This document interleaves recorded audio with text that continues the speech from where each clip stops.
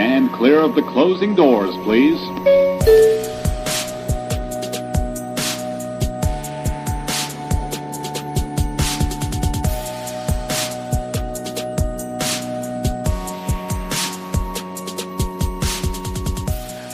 What's up, friends? Welcome back to the TV Terminal. My name's Adam Vale, senior editor over at the Koalition.com, and I'm joined by a very special returning guest, editor-in-chief of the Koalition.com, Richard Bailey Jr.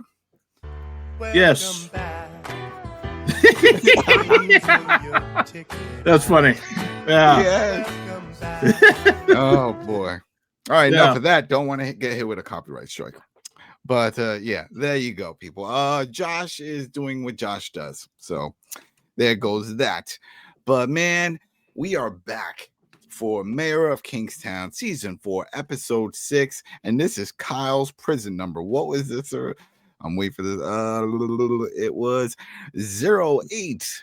What was it? 083193 or was it? Oh, no. 081. Yeah. Oh, man. Screwed that one. But at first, when I first saw this episode, I was like, oh, that has to be Mike's number, because I couldn't remember the number, but remember Hobbs rattled that off on the top of her head in their meeting. And I was like, oh, this is going to be one of those callbacks. But no, this is Kyle's prison number. And very interesting. Oh, I love this episode. But real quick, thanks again, everybody, for the likes, the subs, the hypes, the shares. We get the numbers. We're seeing it. We're a small channel, but it's coming up, and I appreciate the audience that we're getting. Is it for everyone? No, it's not. Everybody's doing Stranger Things or whatever other shows. Fantastic show. Finished that with my daughter. We watched the 4 episodes for this one, and there's multiple drops. But when it comes to the channel and the shows that we cover, we go a little more serious with some of these things. And Mayor of Kingstown, Landsman, as you guys know, Tulsa King, things that we're bringing up here. But I like the engagement. I like the audience. And that's what we're about. This is it. We're talking about these shows. We're enjoying it. And I just want to give a quick thanks for all of it, because it's been great so far. Been really cool. And yeah, man, this episode, probably my best, I think is the best of this season. So much happened in this one. And a lot of the calls that I had, I'm like, don't trust Frank, right? RB7 always puts in the comments. I said it. Don't trust Frank. Frank is evil, and he is behind all of this. But man, the mayor, not the mayor. I'm tired of everyone calling him mayor. He's not really mayor. I wish he would get the mayor title. Can someone give him that title officially? Because I don't think the Kingstown even has a mayor. But Hobbs, man, she is corrupt. She's definitely corrupt. I don't know why I was really on the fence, Rich, for a while. I was like, something's more to it. There's got to be more to it. Well, she made it very clear in this episode. There's not more to it. She's corrupt. But let's get into it, man. Let's get into it. So we just watched this. We see the helicopter going over the pretty, I guess you could call it, a crime scene, because people did die. The conductor did die over this train robbery, fire, whatever you want to call it. They destroyed it. We see Bunny with Lamar, his driver, his buddy, part of his crew, driving, and some people come at him. Now, this is when I was trying to figure this out. We got a lot of fast cuts, but then it looks like Lamar just decides to pull over. Bunny says, hey, don't get out the car. He gets out the car. And to me, that was a dead giveaway that he has turned on Bunny. What do you think? Absolutely. That is a dead giveaway. They made sure to emphasize it, show you how angry he was that he got out the car, and then that's when all the shots started going off. Now, we definitely know that he was shooting at people, so it wasn't one of those, he wasn't pulling an Ian. He's got something. Oh, no. We heard shots fired from the woods, so there were some other people out there. And Bunny gets shot. Oh, to see his face, that shock on his face, like, oh, it's happening. And I was like, oh, this is it. Bunny's going down. But yeah, he gets shot. And that's what's going on here, man. Right at the beginning, they did not waste any time. Right? We get the intro. Then after that, we get this. I'm telling you, I'll bring it up again. Stevie and Ian, they need their own spinoff. I would watch it all day. For those of our generation that are familiar with Starsky and Hutch, and those type of dramas, right? I think this would be great because you got Stevie. They're not. Ian doesn't care about being crooked about anything. He's doing what's best for Ian, and Stevie is looking out for him, but he tries to keep on the up and up with things. So I think it's a good balance with these two. If they throw in Robert's a loose cannon, as we saw in the last episode. He's shooting the delivery driver, and then it's like, well, you got to finish him off, right? The guy saw our faces. What are you going to do? But this is great because they're there at the scene. Stevie is trying to explain the whole situation. It's like, oh, well, this is what happened, and it's like the black box, and on it. It's like, wait, what's going on? Well, they jammed. Then why can't you just say it got jammed? That they jammed it. They purposely caused this accident. Why you got to get all technical and stuff like, I don't know. But we see that all the time on shows, right? The show really gets into the details, and there is an audience that likes that. They want to know the details. And then there's an audience that's like, just tell me the truth. What happened? Oh, got jammed. That's it. Simple. But yeah, so there goes that. They get into that. They call up Mike because, why not? Got to call Mike for everything. Right? And he's going to go meet up with Frank. And we know where this is going. So they go. You see Mike. He meets up with Frank. Start figuring this out. We got a lot of problems. Frank admits he lost some stuff on this, but he's okay. He'll make do. It's fine. He's a businessman, right? He's got a bunch of operations. I don't know about you, Rich, but when Josh and I were talking about this, we don't see any other upside for Frank's involvement in Kingstown, because he says, at least from what he says, he's rich, right? He's a businessman. He's got business ventures in all different parts and industries. He's been playing that game. We saw him explain this to Bunny, all the stuff. Then why the hell is he hanging out in Kingstown, a prison town? Why is he here? Why does he care? If he has all these other operations going on, why, to put it in other words, why slum it in this town with Bunny? What do you think, Rich? I think obviously he is lying about something. Some of those investments he has, some of them could have not turned out well. This is why now he needs to rebuild and restart. And he saw an opportunity to do that at the cost of money. So that's what I think his ulterior motive is. Obviously, they may have, because I thought it was interesting. I don't recall, Mike ever telling them to do some research as to what Frank is up to, like do a background check. Try. He could ask Ian to try to find out what. They don't have computers, Rich. You know this. We talked about that with Hobbs. KPD. Oh, yeah. They lack computers. They lack the knowledge to do real research. Ian occasionally looks things up on his cell phone. But that's pretty much it, because that's the joke here, right? They still haven't run a deep dive on Hobbs. We still don't know. Where did she come from? What were the other prisons? What's her backstory? She made it a point to tell Mike in the last episode. She knows everything about him. She rattled off his prison number. She knows all that stuff. She's doing her homework. Mike is doing squat. He knows nothing. KPD knows nothing. Now, if you remember at the beginning of the season, when Frank showed up and Mike started talking to Ian, Steven, once he brought up Frank's name, Frank Moses, they were like, oh. They all know him, right? So that's okay. We get it. The scoffing, we get it. You guys know him. We don't know him. So come on, just throw in some mysteries or backstory, campfire stories, as you would say. Oh, I remember when he killed all the because they said he was like a devil. Remember, they're like, oh, he's like a devil. He's horrible guy.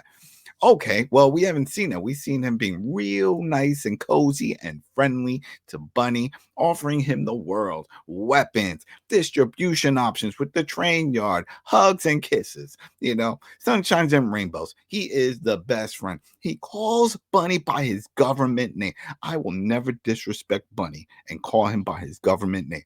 That's his street name. Bunny is his street name. That's it. Rich is your street name. We will never call you by your government name. So that's what I'm saying. Keep a hood. No, but he keeps saying it. He keeps saying, oh no, he'll be fine, and this and that. And it's like, what is he getting from this? I don't see it, and no one seems to ask that main question. What is in it for you, Mr. Frank? What right? Think about it. What is he getting out? He doesn't want the prison. Remember, he said, "Oh, that's lower level." Remember, he was telling Bunny a few episodes back, "You got to move on from that. We're moving you up." And that's when Bunny started talking all the stuff to Mike and his plans of leaving and leaving everything to Raph when he gets out in 10 years. And it's like, whoa. What are you talking about? So since day one, I was thinking there's something shady. You just mentioned it, and I think you nailed it. All these other prospects, business prospects, and things that Frank says he has going on, they're probably all in the toilet. It's not working out for him. He's full of it, and this is it. He wants to take over, and he's going to get Bunny out of the way. But again, we're with Lenny James. We know him, Richard. We are very familiar with this actor from covering years and years of The Walking Dead, Fear the Walking Dead, as you all know, over on the Koalition main channel. Check that out. I am Negan. All right, we've been doing that for, 30 years. And we are very familiar with this man's work. And so he could definitely act, and he's acting like he doesn't care here very well, because when Mike tells him, he's like, "Oh, Bunny's been shot. Bunny's been shot." And he is like, oh, well, he'll pull through. He's a soldier. He's doing the whole thing. It's like, really? He could have got shot in the brain. This could have been a JFK situation. You don't know. You don't know if he's going to survive, but he doesn't really react, is what I'm getting at. It's more like, oh, wow. Oh, it's like, great. No, I'm not buying it. So are you buying it? You're not buying it. We already moved on. No, I'm not buying it. Like you said, we know that he is a good actor. We haven't really seen him in this show get angry like he did in The Walking Dead. So we definitely are due for that. And one other comment that I will make is that I believe that Hobbs knows more about Frank as to why she is the one that wants to have him arrested. So I feel like at some point there will be a scene between those two characters. That should be very interesting when that happens. Yeah. Mm-hmm. But yeah, absolutely. So then we jump back to Kyle. Kyle, looking sad. He's having a hard time in prison. He's in Gen Pop, as we all know. That was horrible. That was horrible. I love how the show is portraying Hobbs as a real villain. I mean, there's a lot happening behind the scenes. If you take a step back and you look at this show, you're like, wow, this show is throwing all kinds of things at you, because we got all the stuff going on with Frank. Should we trust him? Don't trust him? Then we got Hobbs. What's her issue? Is she working with the Columbians, the cartel? Is she not? Are they blackmailing her? But man, she is the pure villain on this show. That whole play of her going to Mike's office and it's like, hey, you know what? You're right. I see what's going on here. I'll move him. I'll move Callahan, put him in Gen Pop. It'll be cool. We'll work together. Thanks. And then flip it. It's like, nope. That's it. Putting Kyle in Gen Pop. We see he's standing on the chow line, getting ready to go get his meal. A guy recognizes him. I would think more people would recognize him. He was a detective for many years before he went to SWAT. SWAT, you're not going to recognize. How often will you even come in contact with somebody in SWAT unless something crazy happened? But a detective, working out there, yeah, you probably come across. He asks him where he's from. He says some part of town. He says, oh, you're from like the upper side. I didn't even know there was an upper side of Kingstown, right? It looks run down from beginning to end. I have yet to see a nice part of town. Have you seen any nice parts of town of Kingstown? Oh, no. I've said multiple times after watching this show, if this is a fictional location, I will never, ever visit. Yeah, it's a lot of bad stuff. Definitely in Michigan. Lawrence, as you know Lawrence, he lives out of Michigan, and he doesn't watch this show. And I told him, I was like, yo, this takes place in Michigan. He's like, what? Wait, what part of Michigan? What are you talking about? I was like, Kingstown. That's a fictional place, but they say it takes place in Michigan because we got even Frank. Frank is from Detroit. Right, so he's a big gangster from the Detroit area, and then that was also funny just because Bunny. I remember in that episode when they went on the drive and he took him out, and he's like, "I never been this far. I never leave Kingstown." I'm like, really? Damn, are you in that much of a bubble that you don't even go to the other parts of your state?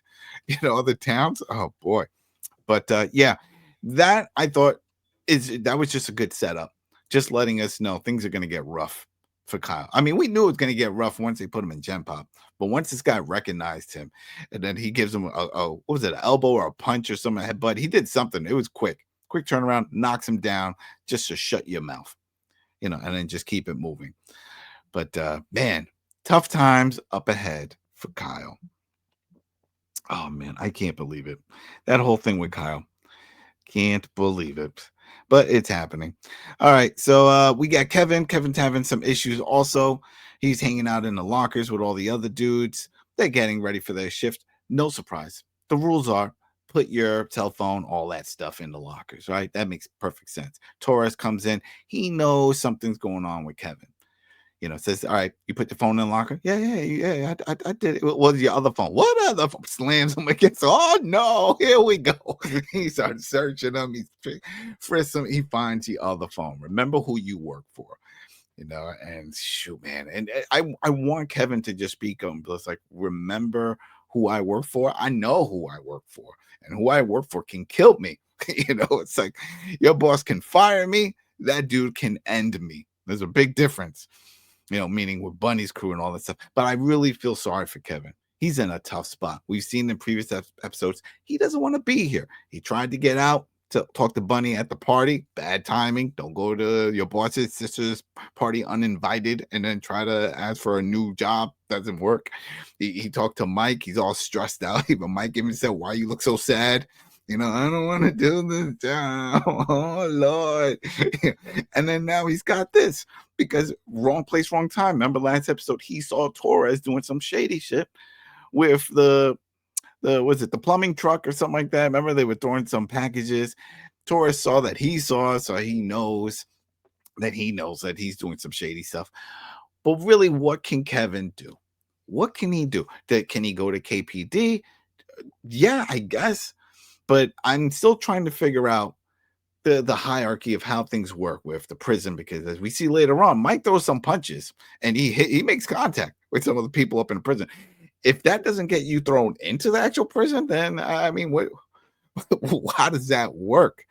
But I feel sorry for Kevin. Do you feel sorry for him, Rich? You think he's going to survive? Yeah, no. This character is on borrowed time because of all the things that's happening. You saw that he had a conversation with Raphael, also a very brief conversation. And yeah, like you mentioned, he's getting trouble from all sides. Everybody is expecting him to continue to stay there, but I think it's an issue. The other thing is he didn't really meet up with Mike in this episode, so Mike, that's going to be a problem, because that whole reason for him having that phone is so he can keep in contact with Mike. Mike was very angry when he didn't hear from him in the last episode. They definitely going to have some type of interaction in the next episode. But I don't feel good about that character making it out this season, because there's too much stuff happening. He's right there where all the mess is with the other characters. So I don't think it's going to end well for him. Yeah. We also don't see Robert in this episode. I was just looking at my notes. I'm like, yeah, we don't see any Robert there. We got another quick scene with our boy, not that one, but with Mike and Frank. Frank just giving, this was, some people may say, oh, this is just fluff. Why'd they go back to this? But it was just pointing out the fact that Frank has never been in jail, never been arrested. He's had issues, but he's never been arrested. Well, there's the first time for everything, and this is about to happen that time. So there goes that. But they cut through that. We see Stevie and Ian hanging out, and they're just having chow. They're just eating in the car, just doing whatever they do, which I don't really know what they do. Because, yes, they're detectives. Yes, they're supposed to be working a case. Which case? I don't know. Because they pick and choose what they want. Remember the whole Evelyn thing? That's not really part of their case. Are they even investigating the missing delivery guy? No, that's not on their case either. I'm assuming it has to do with the train, but then they're not there either. So who knows what they're doing, but they're just chilling. Mike calls him up. He wants to know what's going on with that Chikaro guy that they picked up. The guy who couldn't speak English and let loose, but we know is an assassin. So he's like, hey, you've been watching him? Oh, we got a guy. He's been watching him. He's like clockwork. Goes home, goes to the diner, goes home, this and that. Yeah, he's fine. He's fine. Well, I need you to go over there. I'm going to go over there. We need to talk to him. We need to get this guy to talk.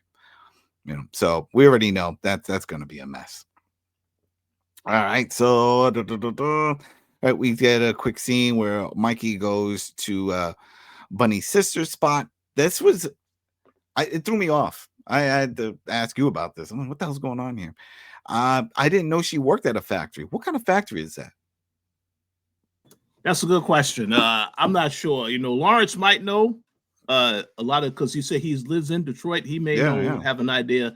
I don't know if it's like an automobile or some type of parts or something, but yeah, that's where she was at. I don't know. And go ahead, people, put in the comments if you know. If I would go with that, but I guess security's real relaxed here because Mike just walked in his airport. Okay, he just walks in, starts looking around, and that's why I'm like, well, maybe this is one of Bunny's other operations, and he has his sister working there. I don't know. It threw me off, but then it also looked like the same spot where they threw that party, that warehouse party. Remember her birthday party or something? Don't know. Maybe they're just reusing locations. But it just threw me off, and that's when you're like, "Oh, he's here to tell the sister about what happened." To to Bunny. We get another quick scene with Raph. Right, we see that he's been locked away because of the whole issue of stabbing some of the Columbians, and he starts talking to Kevin again. Kevin on the short stick on both ends with this because he's like, what's the update on Bunny? I don't know. You need to know. You got to do this. Remember, I'm the boss. If Bunny's not around, I'm number 2. You talk to me. You listen to me. I'll make your life hell. Like this dude is already. He should have said, he's like, yo, Tori just slammed me against the wall and broke my phone. Mike is threatening and making me sad in the car. I'm too stressed out. I need a vacation. I got some vacation time lined up. I was here during that whole prison thing. I think I'm going to I got family in Indiana. I'm going to take a trip. I'm going to go do some other things. I feel like there's stuff that's going on in his head because I feel so bad for this guy. He's getting pulled in both directions. What is he going to do? He's going to die, right? That's pretty much what we think is going to happen. Yeah, I think that's going to happen. And by the way, I will add that I'm very surprised that Raphael hasn't died yet in this show because of all the stuff that he's been involved in, especially now with this war going on inside the jail. And I do expect there to be another throwdown between those characters before the season is over because yeah, they didn't finish the job. They killed some of them. They didn't get all of them though. So that's we'll see what happens. But yeah, Kevin is definitely in trouble. Yeah, Kevin is in trouble. Right. So we get everybody. We got Ian, Stevie, and Mike. They head over to the diner, right, where this the Sicario guy is hanging out, and he's just having his breakfast. Mike comes up. He's like, we need to know. We need to talk. He starts talking in English. And then, what was it that Ian said? He was like, Rosetta Stone's working or something. Oh, man. He said something like that. He was like, oh, it's definitely working out. And he was like, now you can speak English. All right. We get it. All right. Hold on. Wait. Because I want to bring this up before it happens. All right. So, yeah, sorry about that. Only because I'm bringing some audio up. So anyway, yeah, so he's talking to him, and this guy, it's just talking in riddles about the whole process. And then it just starts coming up about everybody. He's not going to talk, first off, and then he says about pawns, and then he brings this up. Bunny Washington's a pawn. We're beyond the locals.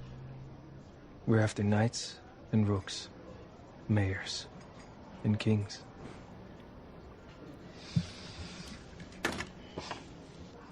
Okay. Yeah. You play chess, Rich? You ever play chess? Oh yeah. Oh, absolutely. Yeah. Is there a mayor? Is there a mayor piece? Oh, no, there isn't, right? No. So, somebody. This was a great line here because we clearly see what's going on here. He's trying to make it seem like it's we're going after the pawns of chess, doing the whole thing, but he threw in the mayor. It's like, hey, you're on the board. We can go after you. That's what I took from that. That was him just laying it down. Again, Mike is not the mayor. He is the shady guy. So shady guy gives you gray zone space to do things that other people can't do. He can make this dude disappear already because that was one of the threats, right? He's like, you're nobody. No one cares about you. Your crew, whoever you work for, when he was asking about who was involved, family, friend, hey, not going to get it. Just kill him then. Just make him disappear. You're watching him eat at his diner, having his breakfast, whatever. He's hiding somehow. Then make him disappear. Get him off the board. Someone will come looking for him. That's how you do it. Remember, they let him out for that very reason. They let him out so then that way whoever he works for will then flock to talk to him or whatever, do those type of things, right? That's why he's on watch. Well, it's not working out. Right? And they're doing a horrible job watching, as we saw in a few episodes back when he wound up killing the guys with the flamethrowers and stuff like that. They're not watching them. So I'd say take this dude off the board and see who cares. Right? That's it. Just wipe him off. And let's just move on from there. Right. So we see Kyle back in the prison. He's on the food line, getting closer. A lot of stuff going on, but a big dude shows up. And we paused trying to figure this out. He gave him something. We know it's bread, but he said, hold on to this. Maybe it was the bread. Maybe it's just like, hey, hold on to food. You're going to be hungry. But we thought it was like he was slipping him a weapon or something like that. Right? Yeah, we thought that. I mean, maybe that could be something for later, and they'll come back to it in the next episode or something. He definitely gave him something, besides the food, but it wasn't really clear what that was. Wasn't clear. What's clear is the sheets are all messed up for the check-in and out of the cells because Cindy starts her shift, grabs her little checklist, and she's just going through. Everybody's doing a little cat call. She's looking. Oh no, someone's missing in the cell, and it's Kyle. She freaks because it's not listed at all that he's not supposed to be there. We see Breen. He's like, "What's going on?" She's like, they didn't update the list. They didn't let anybody know what's going on. Where is Kyle?" He acts like he doesn't know. We definitely know he knows, right? He has to know. I'm still under the suspicion that he's the one that's. Go ahead. Yeah, like you say, he knows, and I also was going to make this comment. I think you were going to make this comment at the beginning of the episode when he was messing around with the locker in anger. I'm going to make a prediction that is because he realized that Kyle's wife is no longer there, so he can't stalk her. That's what my guess is. Oh you yeah, saw he was very angry at the beginning of that episode. Yeah, he was playing some serious pocket pool. He was like it owed him money, is what we would say. Yeah, he was going at that one. But well, that answers that question, right? And that was the other question: who is doing this? And they thought maybe it was the Aryans because of what was going on, and Callahan was trying. It could be on the back end, but I don't think so. I think it was Breen on his own personal trip with his obsession with Tracy. He didn't get any of that before, and he got beat up from Mike, and now he thought this was his chance to do something horrible, and that has passed. But what was it? Oh, real quick with that one. Yeah, so that's what we think. He's shady. The sister goes to visit Bunny. She's sad. She gives a whole little speech about he doesn't deserve this. He's a better man. I'm sorry. He's still a drug dealer. This is how these things happen. Usually drug dealers just don't retire. They officially get retired, right? That's a hit. That's how this works. And that's what happened here. So I can't feel for, I love the character, right? We love Bunny. Bunny's a great character. We get it. But it is his livelihood. He's a mobster. He's a gangster, whatever you want to call it. He's gun, drug running. He's in that life. And this is a casualty of that lifestyle, right? So did you get any feels? Were tears like forming in your eyes? You're like, oh man, no, Bunny, he don't deserve this. Oh no. I if there's one thing we know about the Bunny character is that he can go through a lot. He can still persevere because even last season, wasn't that when he got thrown into the jail? And that was the whole thing. They were trying to get him out of there, out of Kingstown. So I feel like the writers, Taylor Sheridan and them, they like making this character go through a lot of stuff. And so when he got shot, I figured, okay, he'll be down for a while. But again, as a viewer, we need to see his confrontation between him and Frank. So that's why I said he's not going to die yet. He's not going to die. And once I saw it, I was like, oh, great, he's not going to die. If he was going to die, he would have died when he got shot. They would have just had him die in the car. They're not going to have him die in the hospital. It's not going to be like, all right, what's the update on Bunny? Oh, he didn't hear. He passed away. His injury's too severe. No, they're not going to do that. So there goes that. So we can scratch him off the board or put him in the win column. I think he will survive this season. Cindy gets into a little confrontation with Torres, says, hey, what's going on? Kyle has been moved. I don't see him on the records. I can't find him anywhere. He's not listed in the infirmary. And Jim, where is he? Oh, it must be a clerical error. I'll look into it. If one of your inmates is missing, you sound the alarm, right? We've seen this multiple times, even on this show. Come on. No, he clearly knows where Kyle is.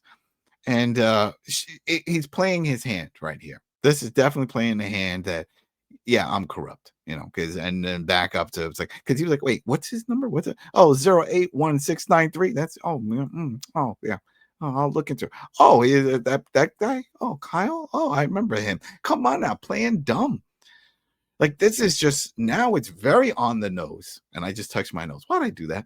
But he's very on the nose. He is corrupt. He's corrupt. The warden's corrupt. The neighbor's corrupt. The cat's corrupt. Everyone is corrupt. Later on, Cindy even brings that up when she calls Mike, everyone's corrupt. I hate this place. I'm moving back to Wisconsin. That's just me filling in. I think I still think Cindy's corrupt. I think we'll find out more with Cindy. There's got to be more with Cindy. I won't get off that whole thing of the scene where they showed her taking off her uniform and we see that tattoo. The show showed us that tattoo for a reason.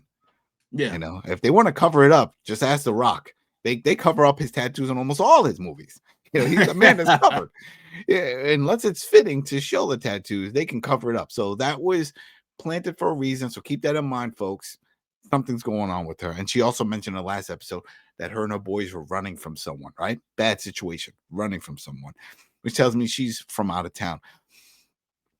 All right. So now we get a quick scene where Kyle is walking around in the prison, right? He's looking pretty sad. Things aren't going great. So now this is an issue that I had with this show, and I brought this up numerous episodes once Kyle was in prison. If we all remember, come on now, we all know. We've watched all these seasons. If you're just jumping in season now, shame on you. Shame. But we remember the prison riot. Everybody in town knows everyone. All these guards were working with KPD. They knew what was happening, remember? So they all know him. So for Kyle to constantly have to introduce himself to guards and stuff, it baffles me, because even when he first showed up in this episode, they all knew he didn't belong there. They all knew what was happening. It's a small town. They know what's going on here. That's why they're like, yeah, we got to protect him. He's there. But now all of a sudden, everybody just amnesia. No one knows this man. And then I had to take this little audio here. Be here, officer. Must be some sort of cosmic glitch. Back away from the fence. You don't understand. I'm supposed to be in AdSeg, okay? Look, I'm a cop, okay? I fear for my life. You're obligated to move me to safety. Fuck off.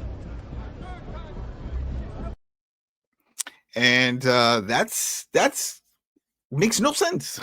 It's like, unless this guard is from out of town and just took this job at a job fair, everybody knows who Kyle is. Okay, everybody knows. This is the talk of the town. How many times have we heard, whether it's the crooked cop or some high profile person gets put in a prison? Everybody knows, and we don't even have to be in that town to know. They know. He knows who he is. So this tells me either he's playing dumb, or the warden has already had a meeting with all these guards and says, no special treatment for this. If you show any special treatment to Kyle, you're fired. Right? That's what else could it be? Because I can't believe this. That if not him, what about all the other cops? They saved a lot of these cops during that prison riot.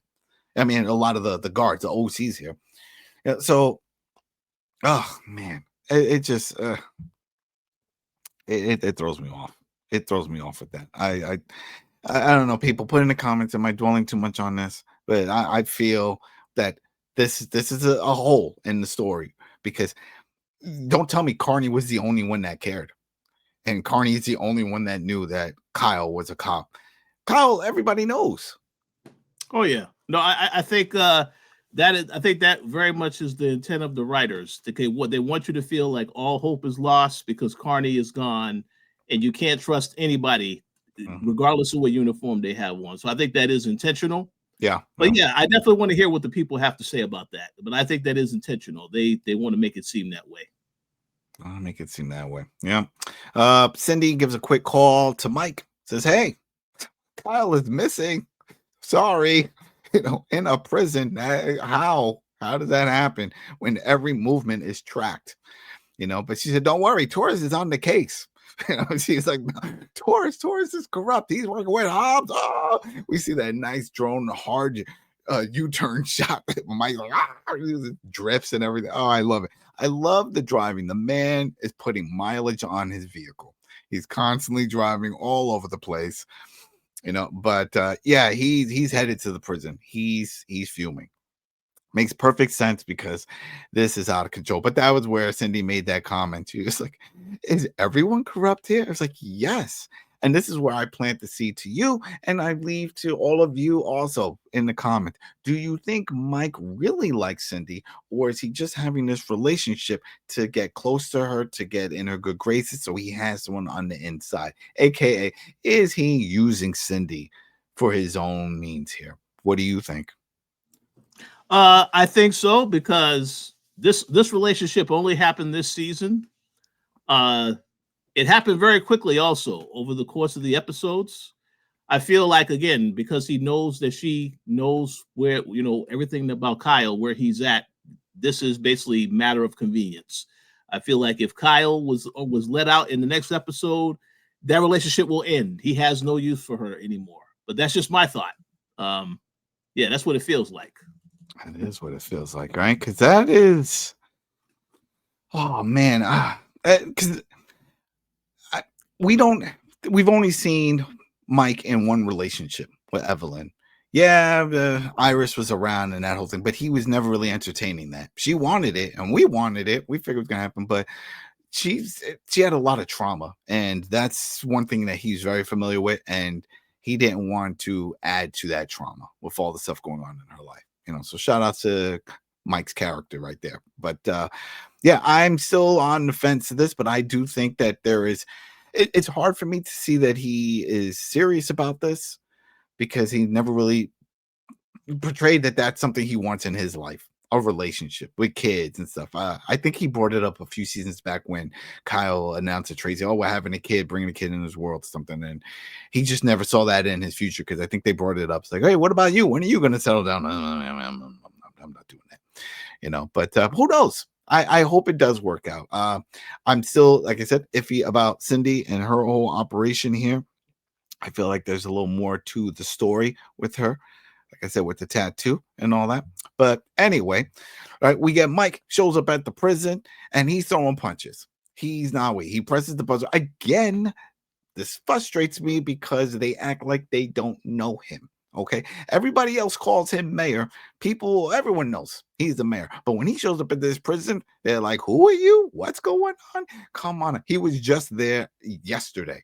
You know who he is. He wants to speak with Hobbs. No, do you have an appointment? No, you can't do it. The gate opens up. Someone's going through. He runs through. He starts throwing punches. Torres comes over. Get him out of here. This and that. Can you punch a prison guard and not get locked up in the prison? I don't know. What do they do? Is that because you're on prison ground? So do you get KPD involved? Oh yeah, well he got thrown into a cell after he did kick him. That temporarily, because he had to wait, and then he had to talk to the.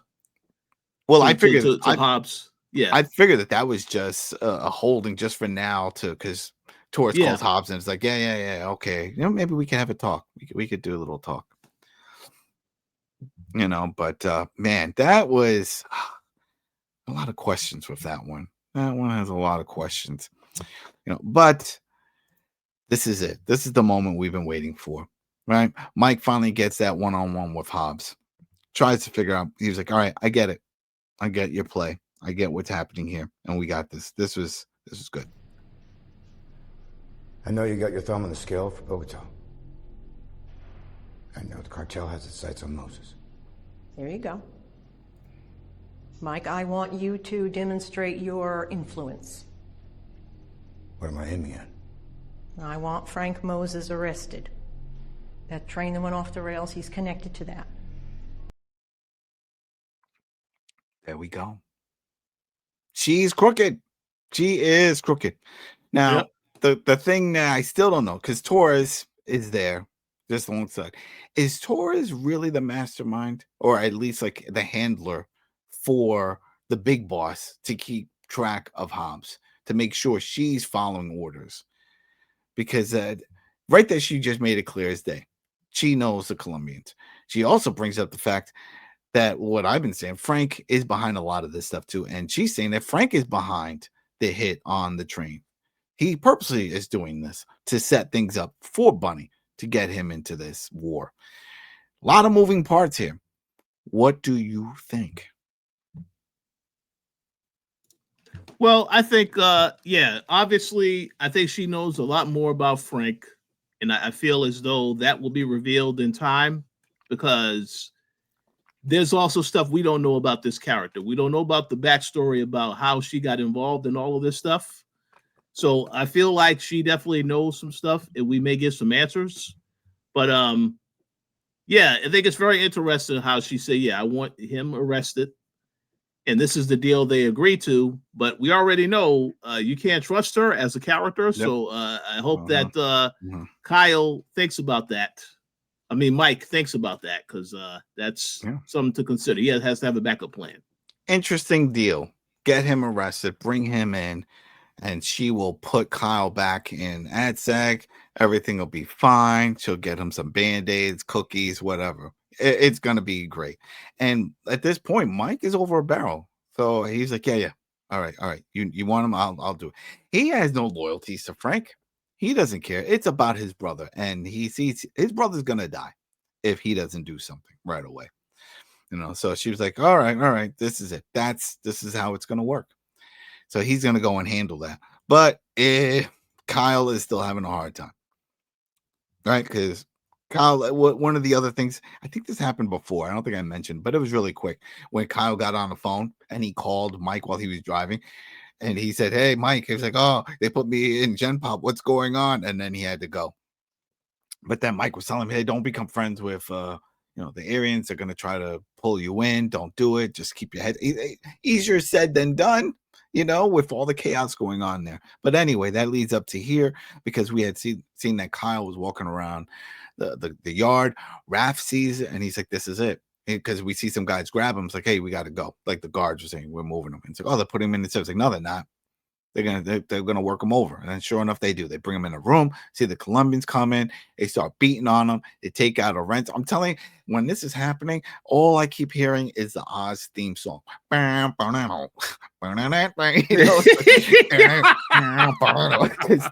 This is straight up right out of Oz, with all the violence, with all the inner workings, the gang attacks, everything. I miss that show every day.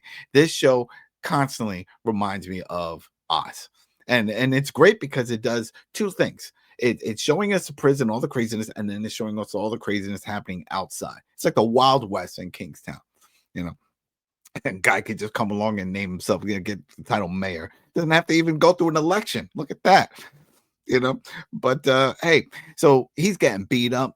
It looks like they're just going to end him right here, or they'll break one of his limbs, right, with a wrench, something. But then the big dude and some other guys, Callahan's guys, jump in. They start fighting, break him out. Poof. There goes that. Craziness. Ah, man. What do you do? What do you do? If you're Kyle, what do you do? All right. So we get that. I think Cindy even noticed some of that. Did she notice it? I don't think so. Right, but we went through this, and then then we get where the big scene, right? We get Mike. He goes to talk to Frank. Says, hey, KPD's on you. Yep, that's what they said. They're watching you. You need to turn yourself in. He's like, oh, I'm gonna leave town. No, don't do that. That looks real suspicious. Don't worry about it. He's like, well, if I go in, I'm gonna bring a lawyer. Yeah, bring a lawyer, bring a priest, bring whoever. Just go in. And then he calls to Ian and says, all right, he's coming in. He's like, we got nothing to hold him. He's like, well, hold him as long as you can, because the whole thing is to save his brother. He needs to save his brother, because his brother is having a really hard time. And I don't know if Frank knows this, but Mike is onto him. At least he's believing what Hobbs was saying, because he tells Ian this. He's like, Frank is behind all this. He's behind the train. He's behind all this stuff. This is happening. And he even asked, he was like, what's going on with Lamar? What's Lamar saying? He's like, the Lamar doesn't want to talk to us. He'll talk to me. I'm not a cop, but I have a feeling, Frank is doing this. He's making a play for Bunny and for all this. All this as in what? It's not like Kingstown is this booming area, tons of money. It looks horrible. It looks like it's fallen on rough times, and it's not coming out of it anytime soon. So I still want more info on Frank, his reason there. I still want the backstory on Hobbs. There's some holes, but I think we're going to fill those. I think it's intentional. It's not a script issue. I think it's all intentional. So real quick, Mike goes over to meet with Lamar, talks to Lamar, says, hey, tell me what happened. Oh, 4 or 5 guys out in the woods started bucking shots. Oh, did you see face? No faces. No, I didn't see anything. And then, hey, Bunny got shot. I had to stick with Bunny. That's my guy. Got to stick with him. It's like, okay, well, hopefully Bunny comes through. He's still alive. Oh, he's alive. Oh, that's great news. Oh, wow, wonderful. Yep. He's like, you know what? Frank has us on patrol 24/7, so we'll protect him. We'll look out for him. And then that's when Mike calls up real quick, tells Ian, he's been flipped. He's working for Frank now. Now we have to watch over Bunny. So then this turns into Godfather's situation, right? Godfather, the whole thing in the hospital. That's a hit. Get ready. It's going to happen tonight. Were you surprised by Lamar with all this? I knew once he got out the car, something was up. I thought he was. Oh, yeah. Right? Go ahead. No. Yeah. As soon as he got out that car to start the episode, you knew something was up with that guy. And as you guys have said already, well, you specifically predicted that, yes, Frank is obviously going to turn on Bunny. I was waiting for them. It makes perfect sense when you think about how Mike explained it, how they basically did plan this whole thing so that Bunny could come out in the open, and then that was an opportunity to take him out. And it makes perfect sense. So I do want to see Bunny's reaction when he does regain consciousness, and basically Mike tells him that Frank set this up. I do want to see his reaction to that. I also want to see what happens next week, because we know, like you said, they're going to be coming at that hospital. They're going to be coming after him. So, yeah, that should be quite an exciting next episode, I would say. Yeah. Well, I mean, we get quick 2 scenes with Evelyn. She's at the courthouse. Witness, no show. No surprise. He's dead. But they were tracking his vehicle, and he said, the plate said Indiana or something like that. And she looked at the time. She's like, they swapped the plates. She said, I should have put them in protection. I should have did. Yeah, you should have did all of that, and you shouldn't have told Mike. But she did it anyway. Come on now. You're a lawyer. You know how this works.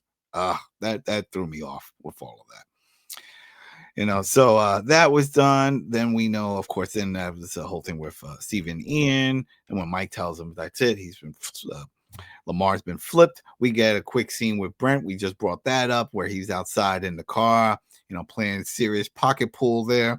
That was crazy. But I'm trying to see where they're going with that. There's more to it, well, Well, I know Mike had warned her on the phone. Don't talk to this guy. Stay away from him.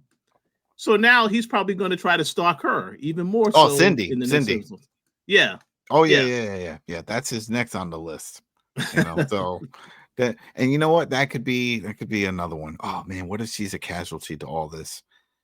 And then something happens to her. And then what with the kids? Does Mike take control of the kids? Does he end up having 3 kids and doing that whole thing? Oh no. He that'll be kind of crazy. I don't know how that's gonna go. I don't know. But we see Cindy sees this, and we see that Kyle is brought back down. He's a little beat up, but he's brought back to his cell. Callahan is happy to have his cell buddy back. He's like, hey, see, it's good here. We have to look out for each other. And that's who's looking out for you, right? Who's really looking out for you? He's trying to plant those seeds. What do you think? And I have a prediction based on that. I would not be surprised by the end of this season, Callahan turns Kyle, because up until this point, anytime some chaos has happened, he's asking Mike, where are you at? What's going on?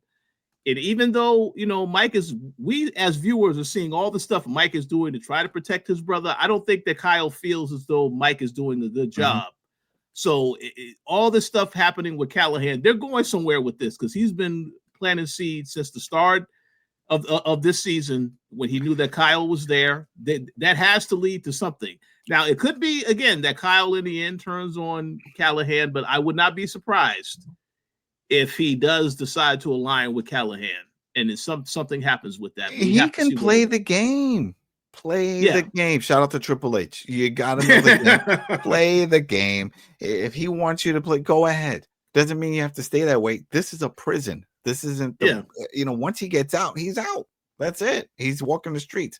But what we also don't see here is the other part of the deal, which is Callahan gets moved to Gen Pop because they put Kyle in, but you didn't see the guards open up. All right, open up cell 3. Hey, come on, Callahan, you're going to Gen Pop. No, we didn't see that. That's not happening. And eventually, I think the warden's going to figure out when Mike finds out that the deal hasn't been fulfilled with the Gen thing. She's going to know someone else is feeding him information. And that's going to put her focus on Cindy because right now they think it's Kevin, Kevin Jackson. They broke his phone. They think that's it. He's working for Bunny. All right, we closed that leak. Well, there's another one and they're going to find out because they're going to who else knows who's in AdSag? We know Breen and he's a creeper. So we got him controlled. But what about the new girl, Cindy? They're going to follow her. They're going to see she's hanging out with Mike. There you go. It's going to put her in a bad spot.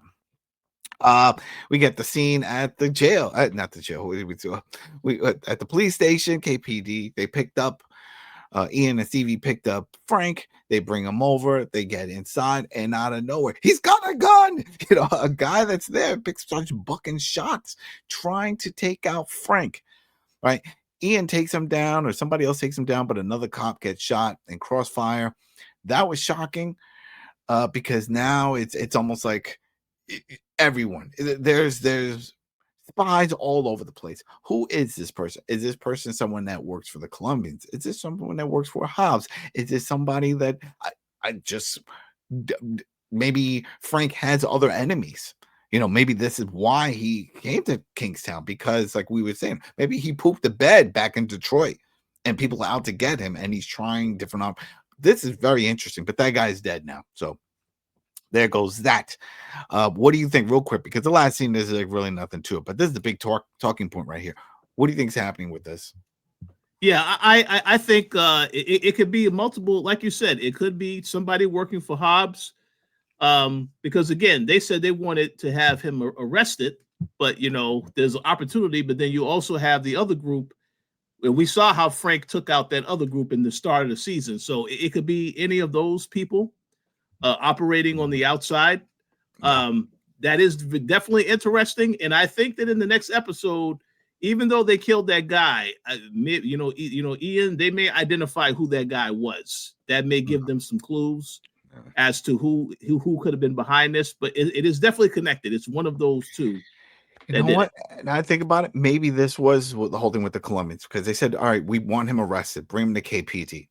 Right? Yeah. Okay. Well, they probably already had somebody in the inside and waiting for him. So once he showed up, then they could take him out because they knew they couldn't take him out over at the train yard. He's had his crew and everything. Now they have him by himself. But that's a suicide mission. That's a suicide mission for that shooter because they know once you take out a gun in a police station, there's a bunch of other people there with guns that will fire right at you and make Swiss cheese. Okay. So you are just, saying goodbye to your family and friends. I'm like, yeah, I got to do the unthinkable in the police station. But hey, it looks like Frank survived. Right, Frank survived, Stevie survived, Ian survived, so they can work their spin-off. So I'm glad about that. Somebody got shot. They said his name. Cop got shot. He might be okay. We get the last scene here. Mike is now going to be the protector of Bunny, getting ready for this hit. He tells his sister to go home. We know why, because things about to get crazy if it does happen, if it does go down that night, Godfather style. And that's it. then we just got Bunny. One last thing, we get the call. We see Ian calling Mike, but of course he doesn't pick up. He doesn't want to talk anymore. But if he would have picked up that call and heard that, then I don't take a nap. Put the gun on your lap. Lock the door. Tell tell security at the police at the hospital. Suspicious activity. No visitors on this floor. No visitors. Nobody. Nurses, doctors. Everybody have to be screened. I don't want to hear people putting up their COVID masks or whatever, trying to cover their face. No. There's a hit. Get KPD. A lot. And I get it. That all could have happened, but it's not. And Mike is just going to sit there, and I think it's going to make things very interesting in the next episode. So there you go, people. A lot going on in this. A lot of moving parts, but it was all relevant. It all made sense. We got things going on with Frank. He's corrupt. He's ruining everything. He's trying to take out Bunny. We're not surprised by that. We got Hobbs. She's corrupt. She's working with the Columbians. We don't know her backstory. Is she really part of the whole thing, or is she just a pawn, a puppet? We got the cartel guy that's having breakfast at Denny's. He's not stressed at all about anything. Doesn't care whether he lives or dies. He just wants to have his pancakes and stuff. Got to be more with that.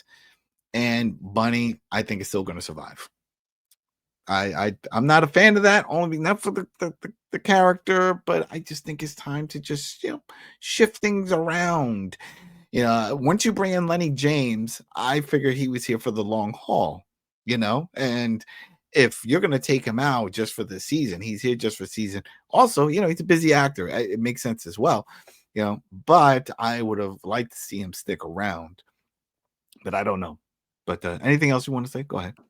Well, one thing I will say, I like Lenny James as an actor. I wouldn't mind if that was the plan that they went in. However, I think personally, the plan of this show, it has always been about Bunny and Mike.